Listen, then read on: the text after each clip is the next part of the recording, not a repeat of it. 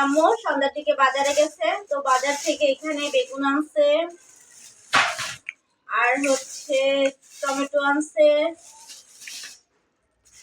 তারপর কি কাঁচামরিচ আনছে,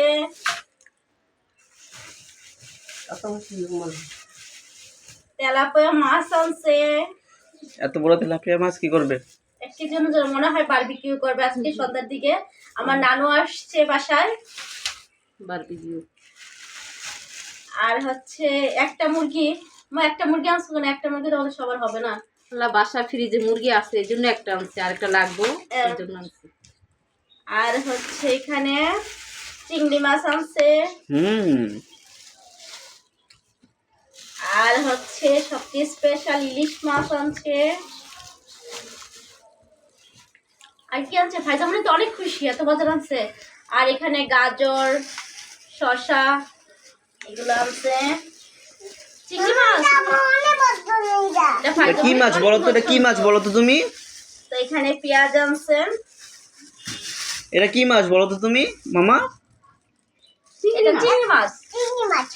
তুমি চিংড়ি মাছ পছন্দ করো? সন্ধ্যার দিকে বাজারে গেলাম। হ্যাঁ, অনেক গতকালকে চিংড়ি মাছটা, তাই না? এই জন্য তো আনছে। খুলু না, খুলে দেখা না, হাতে না চিংড়ি মাছটা। ও মাই গড। এই যে গাজর, শসা, বেগুন। এই বেগুন আবার চাকবাজির মতো লাগে আমার কাছে। এখন কি বের করবো মাছগুলা? হ্যাঁ বের করো। চিংড়ি মাছটি বের করো, তোমার মেয়ে দেখুন। ইলিশ মাছটি বের করো। পাইজে দেখে যাও চিংড়ি মাছগুলা, এসো দেখে যাও।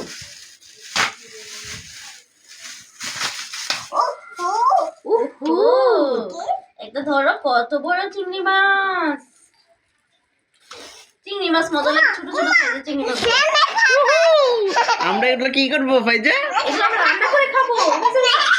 আমার মুখে দেয় না। হয়েছে ভাইজা, রাখো।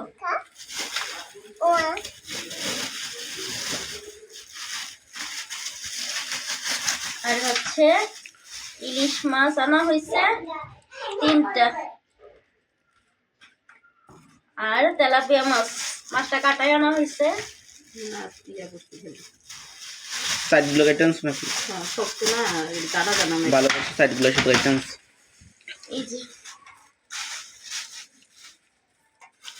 এই হচ্ছে আজকে মাছের বাজার আমাদের।